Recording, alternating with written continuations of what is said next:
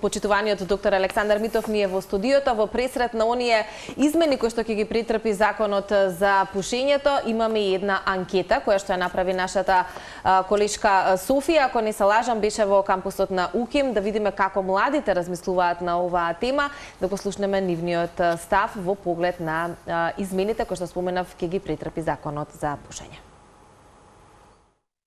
Како ви се допаѓа новиот закон за забрана за пушење на цигари? Одлично, особено затоа што не сум пушач и не мора веќе да одам во кафич и да смрдам на цигари кога си дојдам дома. Истина мислам дека е добар, но сепак не е единствено решение за борбата против пушењето. Мислам дека треба да се направи малку подобри кампањи, особено за младите, каде што ќе бидат попримамливи. Мене како непушач многу ме израдува искрено. Не мора непушачите да бидат изложени на никотин. И од друга страна па како не пушач доста го прифаќам тој така закон за забрането пушење и во ресторани и сето тоа, бидејќи лично и мене доста ми смета кога сум во ресторан да бидам вклучена на некој начин како пасивен пушач, па искрено го поддржувам тој закон. Не ми се допаѓа, затоа што мислам дека има многу попаметни работи на кои може да се фокусираме.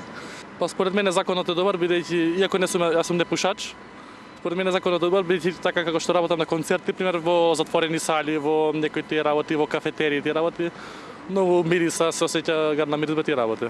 Ги оставиле ли цигарите во тој случај? Во случај да помине законот? Не верувам. Дека би помогнало да ги оставам цигарите. Доколку сте пушач, дали во тој случај би ги оставиле цигарите? Искрено не сум пушач, да. Па сега не знам, веројатно не. Би ги откажале цигарите доколку би биле пушач? Па веројатно да. Добро, изненадувачки добри одговори, Александар, утрево од младите кои што нели тука циркулираат најчесто во универзитетските, да речам, нивни простори, меѓутоа кругови, да, со тоа што имаше некои, да речеме, кои што се децидни, дури и по законот кој што, нели, здравје Боже, го очекуваме сите, дека не би ги откажале цигарите, меѓутоа, како рековме ние зад камери, дека секоја промена, нели, има отпор кај голем дел од населението, што и нормално, тоа е процесот на трансформација. Ако ми дозволите на почетокот, само многу е важно да ја поставиме во добри рамки цела дебата, пред да преминеме на прашање на одговори на научни аспекти. Би сгрешиле како општество ако ја поставиме оваа дебата како да сме во стадион и едните седат на едната страна, другите седат на другата страна и навиваме, се надвикуваме, не дај Боже се навредуваме, урламе, бидејќи ова не треба да биде таков вид на дебата. Зошто? Оваа тема е од научна гледна точка кристално јасна и абсолвирана. Значи тука нема дебата. Значи, ние не треба да отвараме дебата таму кај што ја нема. Ние можеме да отвараме дебата, сега, ако толку заинтересирано македонското општество, дали има глобално затоплување. Дали е природен циклус или луѓето придонесуваат. Тоа подложи на дебата. Да, оти науката е прилично така. Има и такви податоци. И ако сме толку желни да дебатираме по научно недоразчистени работи, можеме слободно тоа да го отвориме како дискусија. Но тука, за жал, или за среќа, просто нема аргументи за да се отвори дискусија. Чисто е дека здравието на луѓето е донесено под прашање на сите. Притоа ниту пак сметам дека треба да ја поставиме дискусијата пушачи наспроти непушачи. Значи, воопшто не треба да е така. Органски се создаде таков еден... Не треба тоа. Ниту пак треба да го користиме моментот ние непушачите да ги напаѓаме луѓето кои што пушат цигари. Значи, не треба да се дозволи воопшто општествено тие кои што имаат влијание, ако им се допадне сугестијата, дека не треба воопшто ниту да го насочуваме на тој момент, па сега непушачите да ги напаѓаат пушачите или обратно и да се отвара таква дебата. Не е прашање за тоа. Прашањето според мене е ние како земја имаме проблем. Тој проблем се вика многу висок процент на пушечко население, дополнително загрижувачка димензија, многу млади. И ако сме земја која што се грижи за здравјето на младите, а би требало да бидеме, да се грижиме за здравјето на сите, не само на пушачите, на непушачите и на пушачите, ние треба сите заеднички со емпатија, со почит, со разбирање, да направиме напор во правец како да биде што помал процентот на пушачите. При тоа, овој закон е една димензија. Едукацији, втора димензија. Министерството во соработка со Институтот за јавно здравје веќе има програми, телефонски броеви за помош, тие треба уште повеќе да се развијат, но не треба овој закон да се гледа како единствена работа и како точка за препнување, за расправање, туку како еден од арсенал на политики, на постапки, на закони, на кампањи, сите заедно здружено, и пушачи и не пушачи, да работиме во правец, барем идните генерации да ги спасиме. Ако земеме ние да правиме, да ги гледаме само податоците, колку е застапено пушењето кај децата. Карши мојата зграда има средно училиште. И приватно и државно, така е. Ете така. И јас, кога го гледам процентот на дечиња се тоа, ако се тоа 14-15 години, нели они нивни очи за возрастни се сметат, тоа е карактеристично за нивната возраст, меѓутоа се кријат позади коли, позади некоја куќа ќе застанат на некој куќа и ги гледам дека пушат цигари. И тоа веројатно секој од нас може, Александар, да го посведочи во своето обкружување или каде и да погледнеме, ако малку повеќе вниманието го насочиме кон тоа, да видиме дали некој конзумира цигари или не, ќе видиме дека буквално 90% можеби од младината ја има таа слика. На што сметате дека се должи тој голем процент, а се помала возрастната граница некако се намалува, и 13 години, 14, тоа се навистина. Тука мислам дека има две големи работи. Првата работа е дека ние како општество генерално се резигниравме. Ние дојдовме до точка кога не веруваме и не е ни чудно, лажење, вака ќе биде, така ќе биде, онака ќе биде, и сега кај нас генерално во нацијата постои една резигнираност. И секој проект од ваков калибар се дочекува, благо кажано, со недоверба, или индолентно, па некој дури и на нож. Значи, се што треба да направи ваков голем исчекор. Затоа ја поздравувам храброста да се влезе во вакво нешто на генерална резигнираност на населението. Значи, и ова, и законот за безбеден град, за возењето, тоа се храбри чекори во вистински правец. И треба храброст за да се направат овие работи. Најлесно е популизам. Гледаме дека луѓето се бунат, нешто немче, не ги рчкај, остави ги. Тоа е најлесното. Ова е тешко. Значи да се фатиме, да се бориме и со проблемот на цигарите, или со лудото возење, како што го има, и тоа е јавноздравствен проблем.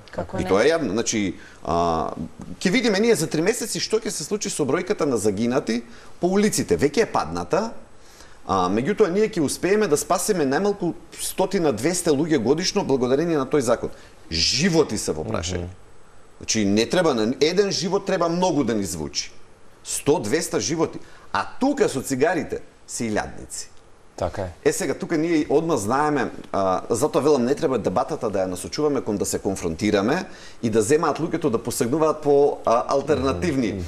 Сега цигарите, ама воздухот. Да го дефокусираме. Секојаш како алиби го користиме, нели? Да, или здрава храна, ама пестициди. Се треба да решиме. Значи ние прашање сега едно или две, посебно тоа што го кажавте кај младите, дека почнува тој тренд, или не почнува, одамна е. Ние како држава индолентно стоиме и го гледаме тоа и како немо да го наблюдуваме. Баш така, немо наблюдување. А и постои еден дефетизам на кој што се навикнавме. Ние мораме да се бориме со тоа. Ако веќе сме решили, изборот е двоен. Сите сме прошли низ тоа. Или ќе останеме да живееме овдека, или нема. Ако сме решиле да остануваме, се бориме. Многу е глупо да ги кренеме рацете и да гледаме така, сега шо ќе биде, нека биде. Така, ако веќе сме решили, а ние сме решили да останеме тука и тука сме, не треба да кажеме, па тука е никакво, настранство е добро, кој сака некој оди таму. Како можеме, кој ќе отидеме во Швајцарија или било каде, Австрија или каде да се оцелиме, да се почитува веднаш тоа? Веднаш ќе прифатиме да возиме ова 50 кај нас, низ град, например. Одете во Брисел, возете над 30. 30! Замислете вие на нашиот народ да му мислам, не сугерирам, ама сакам да речем дека ние таму се навикнуваме без проблем. На 30. Или на моментите на кај може да се пуши, кај не може да се пуши. Најбавото нешто што го споменавте, Александар, зад камерите, прости на дигресија, Да, тоа што кога интерно зборевме за кога се споредуваме со нашиот регион, а не се споредуваме со естетиката и животот на нели нации како што се скандинавските земји или поголем дел од светот. А кон Европа. Нели? Така. Видете, да, ние не треба да се никако не велам со подценување да гледаме околу нас, но не треба сега ние за цигарите да се споредуваме, макар со Албанија не треба да се споредуваме, тие имаат строг закон. Ако сакаме веќе тука стана збор за пушењето. Да, за пушењето имаат строг закон. А сега нас не останува уште со Србија и со Косово да се тешиме. Не знам во Босна каква е ситуацијата. Турција одамна има закон строг. Во Европа, в 2004 е прв пат кога Ирска го носи тој закон. Значи веќе некои 22 години кога е направена таа промена, ние се наоѓаме сега како риба на суво, бидејќи европските земји, тие на кои што припаѓаме, оваа тема ја имаат затворено пред 15 години. Веќе нема јавна дебата за ова. Нема дебата, напротив, има дебата за од таа и таа година целосна забрана правење да биде де факто тутунот илегален. Како на пример во Нов Зеланд таа дебата е отворена и веќе има донесено некои чекори, значи во тој правец се движат земјите. За како да создадат непушачки генерации. Апсолутно, апсолутно. Иако тие се мачат со 2, 3, 4, 5% од вкупната популација. А ние имаме 50%. Сега, јас зборувам многу, може ќе ви ги одговорам прашањето. Не сме ги тоа, си разговарам. Мерека е човек да ве слуша. Ви благодарам. Сега, ние, знаете како, ние мораме да видиме човек што сака да биде свесен во овој дел, мора да биде свесен дека нели има последици. И тие последици се најголем дел на онкологија, за жал. Значи, и не можеме сега се да ставиме тука на едно ама и од цигарите и од воздухот. Во медицината има бројки, има следливост, се знае, се разликува. Значи, не е тоа сега колку за да сакаме да дебатираме, па и да изфрламе се на куп, па и од тоа, па и од тоа. Не. Цигарите се јавно здравствен проблем број 1 во државата. Значи, тука немаме ние дилема. Дали заради тоа што од последиците од цигарите се чувствуваат после некој период, а последицата од сообраќајна незгода да се гледа веднаш, дали можеби заради тоа им е тешко на луѓето да поверуваат дека навистина има негативен ефект конзумирањето на цигари? И активно и пасивно. Да, знаете, тоа е многу силна зависност. И капацитетот на човек да игнорира нешто што не му одговара е огромен. Значи, тоа е нашата моќ за самозалажување, која што може да оди до бескрајни мерки. Нема човек, еве сега ние, например, можеме да отвориме дискусија за тоа колку се штетни цигарите. Верувајте, нема пушеч на кој што не му се јасни од А до Ш, кој што не ќе да скренува внимание на тоа, не ќе да размислува за тоа. Меѓутоа, нема луѓе што пушат цигари во нашава земја барем, а кои што не знаат многу јасно дека тоа им шкоди на здравието. Јас сум против такви шок кампањи. Например, во Америка имаше кампања како луѓе кои што после имале операција, многу често дали рак на бели дробови, дали рак на грло или такви ситуации, и влегуваат во кампања во која што им кажуваат на другите луѓе да се откажат. Тоа беше доста потресна кампања. Значи, јас следев, тоа беше пред неколку години во Соединетите Американски држави. Не сум за таков тип на креирање страв. Толку тенденциозно може да. Да, тоа е, ама нема тука лажење. Значи, тоа пак не зборувам за манипулативна кампања. Тоа се екватантни примери, вистински, така. Луѓе што пушеле и се каат и рекле, дајте јас да бидам дел од таа кампања, другите да им помогнам, да ги спасам, да, колку што може еден човек да спасам да не дојде до тоа. И така цела оваа кампања ние треба да ја гледаме. Според мене и Министерството треба да работиме во правец да помогнеме и на пушачите, впрочем. Овој закон е за нив најмногу. Значи, јас гледам дека често има, ама не е целта да казнуваме. Не! Целта на законот треба да биде заштита на пушачите. Подлабока и суштинска работа е ова, не е да се видите забрани. истото, но како што тоа нели носиме каиш кој ќе седнеме да возиме. Тоа е законска обврска, така? Таа законска обврска за каиш е направена за доброто на тој што го става каишот. На никој друг. Оти ако тој каиш го нема, кога тој ќе излета, тој ќе се убие. И ако нели сакаме да речеме, ама јас тоа мое право, во моја кола, што сакам ќе правам, еве, мораме да носиме каиши во своја кола, зошто? Заради тоа што некогаш државата треба да превземе поголема одговорност, тоа е целта на здружувањето заедно во општество, да поставува правила кои што можеби и не ни се допаѓаат толку многу, но се за наше добро. Без дилема. Носењето каиш е за добро на тој кој што треба да го стави. Ние сите имаме малку детско во нас, да речеме, и некогаш сакаме и некогаш не ќе ми, тоа што пишти колата ме нервира, ја пак и морам да го ставам заради тоа што ќе свири цело време. Пример. Меѓутоа, или е човек во добро расположение или не е, се тоа човечко, се разбирам.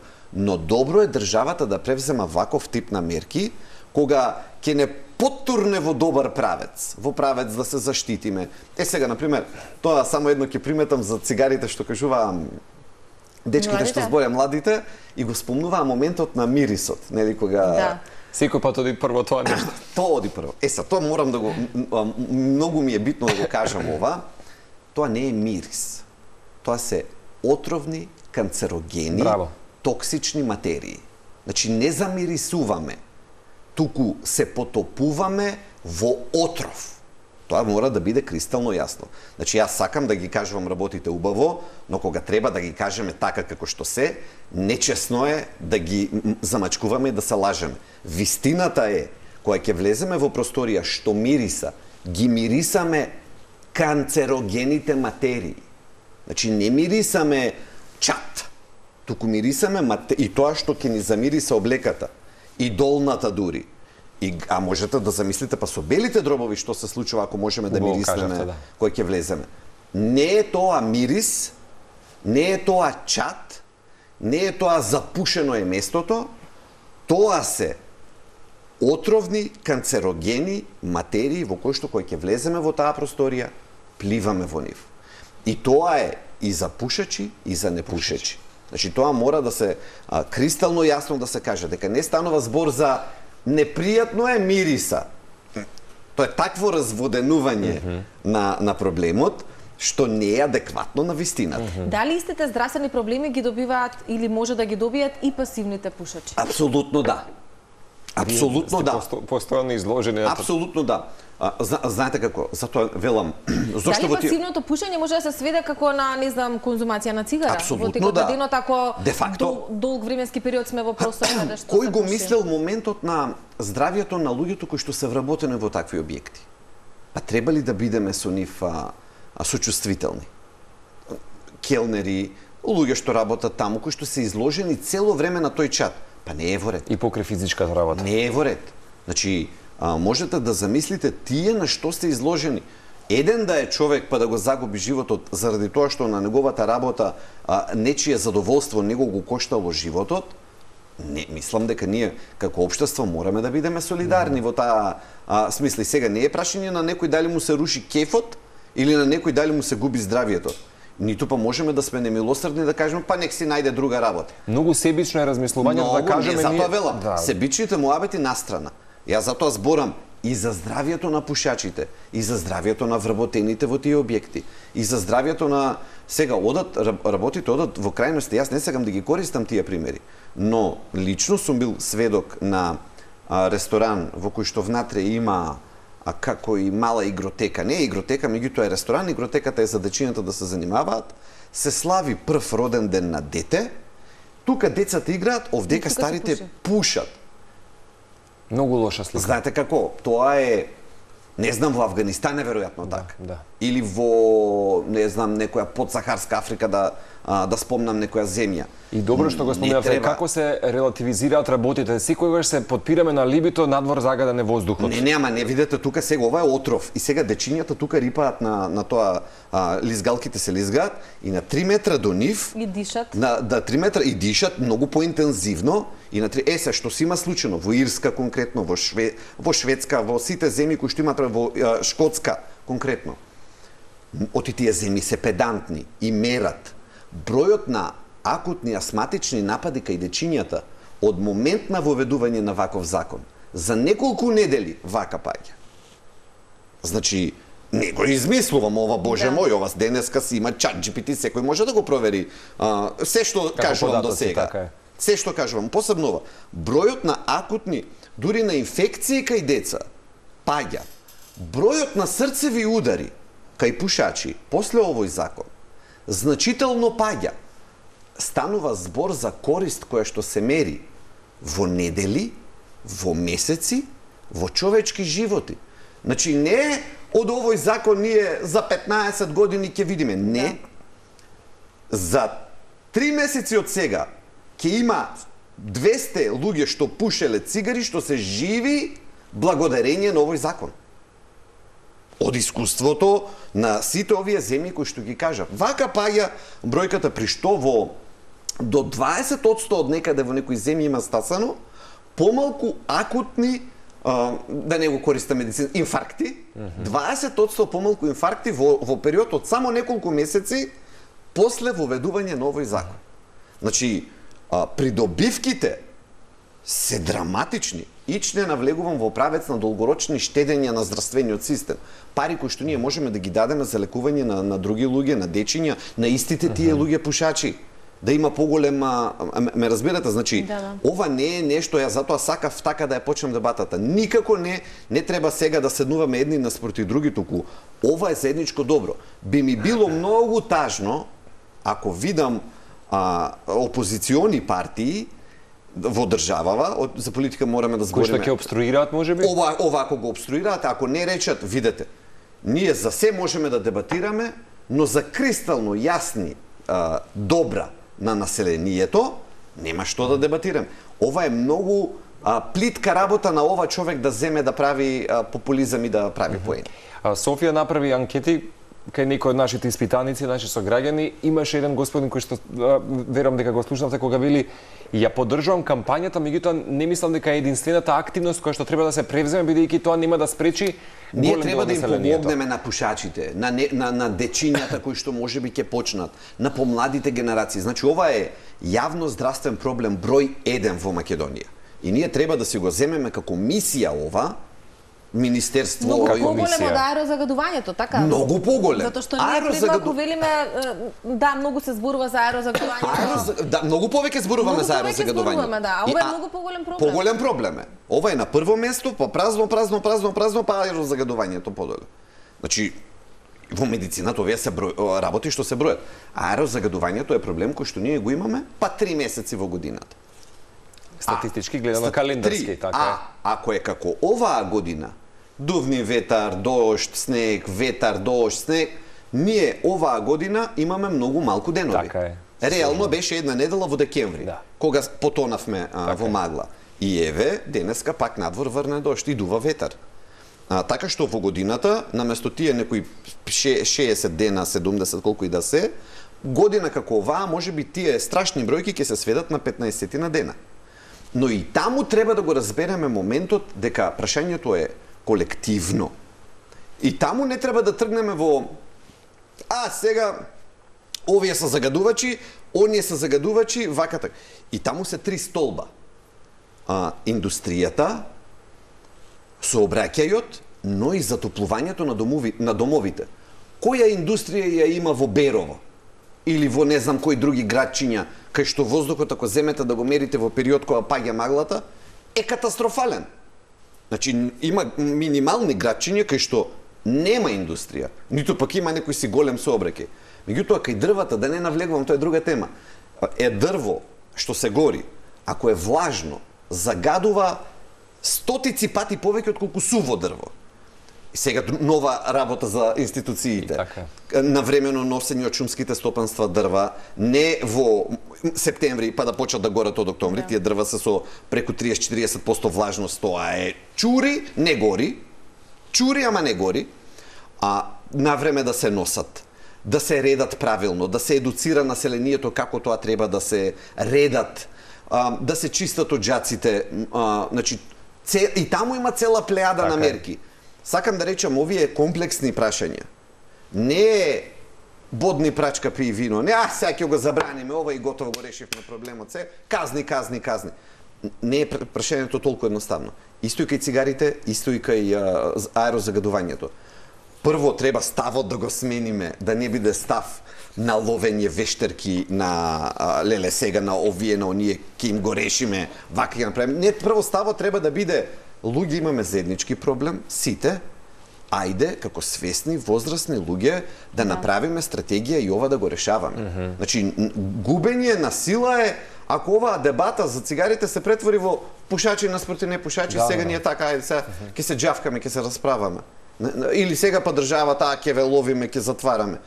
Не, ние треба како свесни луѓе, како возрастни луѓе да знаеме дека младината ни буквално ни страда. Ајде, ако за возрастните сме се прежалиле, немаме право на следните генерации тоа да го кажеме. Јасно, да. Се надам дека ќе останеме прагматични и витални во новите состојби на законот, кој што, како велиш ти, може би се во прашање сериозно денови или некој месец. Да. Сега, ако добро не држи меморија, пред повеќе од 10 години беше донесен сличен закон во кој што имаше 2007-2008 беше и резултираше со добри потоа нели и статистики. Сега нели тука повторно нели секој пат се на удар угостителите, клучна врата велат за над 4000 дуќани, новиот закон за пушење ги гаси малите бизнеси. Не ги затворија. Значи ние поминавме низ тоа искуство. Значи не беа затворени. Јас бев нели во тој период и студент, ако добро помниме, јас и Цецеви. Не, ние поминавме низ вакви. Не се затворија. Не се затворија, ние поминавме низ вакви искуство. Значи еднаш веќе се правеше тоа. Да, знаете зашто ви го постави прашање? Кај вас не постоел никој пат преседан и компромис, затоа што вие секој пат сте биле еклатантен пример за пушењето. Јас колку памтам тука сум 11 години во Телма, вие сте секој пат вклучен во сите кампањи кои што се. Апсолутно, и ставот е тој дека ние мораме да одиме во правец на, тоа е многу сериозна никотинска зависност. Ние треба да ја третираме како таква и треба преку соработка да одиме етапно во подобрување на состојбата, не со ригорозни, да речеме, казни, драми и со такви работи, со едукација, со соработка, со покренување на сите можни аспекти од општеството, па вклучување и на индустрија на се, за да се разбереме и да стасаме заеднички до точка која што е добра за сите нас. Меѓутоа, во однос на ефектот на цигарите, тука дилема нема и не треба да има. Александар, пред малку колишката зборуваше за менталното здравје кај спортистите, но менталното здравје е тесно поврзано и со конзумацијата на цигари. Ние пред малку и во многу минати изданија со вас сме споминале за бројните здравствени проблеми, кардиоваскуларните заболувања се можеби на пиедесталот, но и многу други последици се резултат на конзумирањето цигари. Што би прокоментирале во поглед на менталното здравје кај оние кои што се вистински зависници, заради тоа што рековме дека тука се работи за вистинска зависност. Луѓето знаат кои се последиците, но упорно продолжуваат да бидат пушачи. Тие се двата моменти кои што се разграничуваат, тоа е моментот на никотинот и моментот на сите штетни материи кои што ги има во цигарите. Никотинот е тој кој што ја создава зависноста, иако сам по себе тој нема такви канцерогени карактеристики како што ги имаат овие останатите тие при горењето кој што настанува. Тоа е јасно научно со што се соочуваме. Меѓутоа, дури и на човек да му треба поддршка, затоа велам дека државата треба да активира можеби и други механизми, за да излезе човек од таа никотинска зависност. Некои можат веднаш, некои луѓе не можат веднаш. Тие што не можат веднаш треба да им се дадат опции. Има лепенки, има мастики, има разноразни никотински препарати, кои што може на човек да му дадат период од на кој колку му треба. Мало превенирање. 3-6 недели, месеци, како и да е. Но тоа му дава малку помош да издржи, за да може да стаса до точка да се откаже. Значи, не е само прашањето ние да мислиме како ќе регулираме и како ќе забраниме, туку ние треба да го мислиме и процесот. Имено. Ние мораме излезот да го гледаме. А излезот од тоа е како да им помогнеме на луѓе кои што веќе имаат зависност, како да ја надминат таа зависност. И сега тука влегуваат сите никотински препарати кои што привремено, нагласувам, значи не е целта па сега на нив да се нафрлиме, туку низ нив како екзит стратегија да поминеме за да излеземе, да извадиме што повеќе луѓе од оваа состојба на зависност. Значи тоа е дел од таква стратегија. Впрочем, вие ако ги гледате и тие така наречени златни стандарди или протоколи на откажување од цигарите, тие имаат повеќе димензии. Има когнитивно-бихевиорална димензија, кога се работи со тие луѓе, се охрабруваат, се разговара, се едуцираат, но од друга страна има и фармаколошка поддршка. Дали е тоа таблетарна фармаколошка поддршка или се нарекува никотинска заместителна терапија, односно терапија која што го заменува никотинот кој што доаѓа од цигарите и во прогресивно помали дози ги носи до точка да можат да се откажат.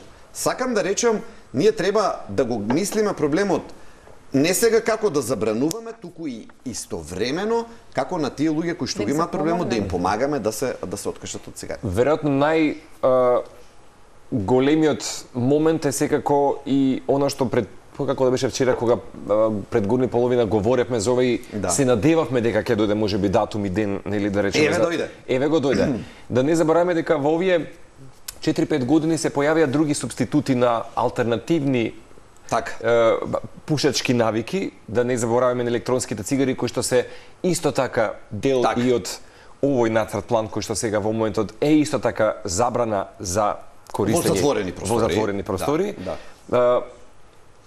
Кога вие сега би гледали искрено прагматично,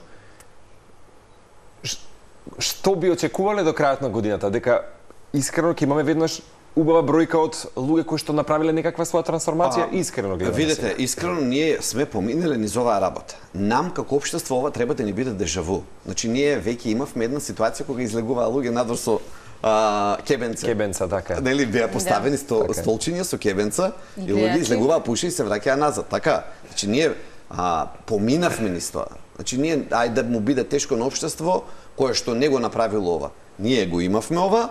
Направивме страшен регрес, лудост, необјасниво тоа што се случи во Македонија. И сега мислам дека новата транзиција кон подобро пак назад ќе ни биде полесна. Значи, прашање на адаптација се разбира, но во основа е прашање на нарушување на некој комодитет. Никому не му е пак забрането да пуши. Значи, во својот дом на балконот. Така да нели ќе излезе надвор. Комфортна зона и она што видиме со малку отпор мора да има. Ама ова е прашање само на едната страна е нарушување на комодитет, на другата страна е спасување човечки животи. Да. И сега ние мораме да се солидаризираме, еве и пушеш да бидам, не сум, ама да ако сум, јас би се солидаризирал со тој човек што до мене ми носи пијачка, келнерот што работи од дека, па не би пушил за да него да не го разболувам. Од најчовечка гледна точка. Тоа е високо ниво на свест, што така треба, ќе излезам надвор, ќе испушам цигара, пак ќе се вратам, ќе се дружам, ќе пијам, ќе зборам со другари, ќе се забавувам што и да сакам, или ако зборуваме, 2 минути сум излегол надвор, сум се вратил назад. Цигарите не ја прават забавата и не треба ама така е, луѓето го прават тој момент. Така е, значи станува збор за еден досегашен комодитет, така да речеме, кој што ќе биде нарушен до одредена точка, но никому не му е забрането да пуши. Значи не сме отишле на такви ригорозни мерки. Кои други според вас механизми би биле поддршка дополнително покрај да речеме законот или да речеме дали кампањи кои што би се вклучувале или вакви јавни дискурси како Три работи се. Може би цената на таа е првата. Значи таа е најсилниот ефект. Многу се достапни кај нас, така? Многу се достапни. Иако е зголемено никој купат, постојано расте цената, меѓутоа треба да уште не е доволно висок. Значи и во светот се знае дека највисок ефект, најсилен ефект е поскапувањето на цигарите. И државата ја охрабрувам да продолжи во тој правец. Значи цигарите треба постојано, особено за најмладите, за децата, како ќе оди цената нагоре, така на нив ќе им станува сема помалку достапно, и нивните буџети се ограничени, најмногу, и на нив ќе им станува се понедостапно. Тоа е првата низа на мерки. Втората низа на мерки е едукацијата. Треба Институтот за јавно здравје да излезе во училиштата, во школите, дури во основните за жал, во последните оделенија на основните. Така е. И во средните, да се формираат, макар и тие пиер едукации што се нарекуваат, и дечиња да едуцираат други дечиња. Да се работи на тоа многу, ние мораме да влеземе во една мисија, и тоа е мисија достојна, не некој да каже, сега овие со цигари се занимаваат со пушење. Не. Од аспект на пари, од аспект на човечки животи, ова е нешто кое што заслужува Министерството цел мандат 4 годишен да го посвети на цигарите. И ќе биде достоинствена мисија. И човек ако може да застане после на крајот на 4 години да каже 44% се пушеше кога почнав, сега е 41. Тој човек направил услуга на државата огромна. Во секој можен начин. Во спасени човечки животи, во зачувани идни генерации, во заштедени пари, кои што после ние ќе ги насочиме во други работи во здравство. Имавме еден голем автогол и регресот кој што го споминавте. Дали мислите дека со ова ќе ставаме крај на една убава, односно ќе заокружиме едно убаво поглавје за нас? Јас се надевам дека во државата нема да дојдат политичари од таков ранг за една ваква работа да не враќаат назад. Мислам, тоа треба човек да не си ја сака нацијата, да не ги сака децата, за да не влече напред-назад на овој план. Ова не е прашање на популизам, тука не треба да гледаме дали на некој ова ќе му се допадне или не му се допадне, треба да сме одговорни. Јас велам, ово е закон за пушачите, за доброто на пушачите е овој закон. Пред се. Оти да ги ставиме во една состојба да почнат да размислуваат, да се откажат од тоа што им го уништува здравјето. Значи, прво е ова за нив, не против нив. А потоа е и за вработените во угостителските објекти и за цела друга популација, пред се за децата. И за најмладите, да, кои што немаат право на избор, немаат право, ние немаме право да им го уништуваме здравјето. Значи, ви кажав многу конкретни бројки, примери. Ова не е нешто експеримент. Ние одиме по пат поминат од други, само треба да земеме да видиме што се случило во други земји. При што? Ефектите, видите ги колкави се во земји кои што ни оддалеку немале пушење како кај нас. Да. Замислете. Значи, ако неколку илјади животи биле спасени во една Ирска, каде што процентот и онака кога стартувале не било драма, замислете кај нас што ќе се случи ако почнеме убаво, ригорозно да го спроведуваме овој закон како што треба. И мислам дека треба да си помогнеме, да се солидаризираме. Ова е прашање на национален интерес. Само за крај ќе потсетиме, иако не е нешто ново сега, нели, бидејќи мислам дека масивно и Телма телевизија и други наши колеги споделуваа за статистиките кои што ги имаше Институтот за јавно здравје, дека 45% од граѓаните се активни пушачи, 40% од младите до 18 години посегнуваат по цигара. Да. Тоа е значително повеќе од регионот за Европа кој изнесува 25%. Според Светската здравствена организација, трошоците за цигари изнесуваат 38 милиарди динари годишно, што е црвен аларм за превземање итни мерки за намалување на оваа загуба. Ќе потсетиме дека Институтот за јавно здравје понатаму има отворена телефонска линија, достапна е секој понеделник и среда 078 285 873 од 11 до 13 часот. Уште една подршка можеби и ги охрабрувам секоја им чест за оваа мерка. Ова е мерка добра за народот, добра за сите нас. Секоја чест, така се оди напред. Значи ние треба да се откажеме од статус кво како земја, како народ, како нација и треба да сватиме дека одењето напред подразбира вакви работи. Правила и ред. Како што ги сакаме да ги видиме и зошто се средени европските земји убави и средени направени, таа убавина доаѓа како благодарение на поставување ред. И сега првин ќе решиме едно, ќе решиме цигари, па ќе решаваме загадување, па ќе решаваме друго. Ние сме млада демократија. Значи сите прашања ќе дојдат на ред. Ние немаме капацитет во 3 години да ја ставиме државата. Не можеме. Значи не можеме, ни се покажа тоа. Но едно по едно можеме. И ова се убави чекори, ова треба да ни доаѓа како охрабрување, дека од нас може да биде нешто во позитивна смисла. Вие најдоброто охрабрување, сосема за крај ќе кажам дека може да не биде, како не. Многу убаво ја нотиравте Нов Зеланд можеби како земја која што се очекува до 2030 година всушност целосно да истреби пушачка нација. Тоа е забрана на пушење. Тоа е забрана и да не забораваме имаше Норвешка една од најбавите можеби новогодишни резолуции. Да не збориме сега за тутунот и законот за пушење. Следната тема ќе ни биде повторно со фондацијата за жал за гинатата Фросина, која што нели повторно ќе кажеме како една наша резолуција да се стави смртност на скопските булевари и улици. Норвешка беше една од земјите која што се збогува и испрати 2025 без ниту еден настрадан.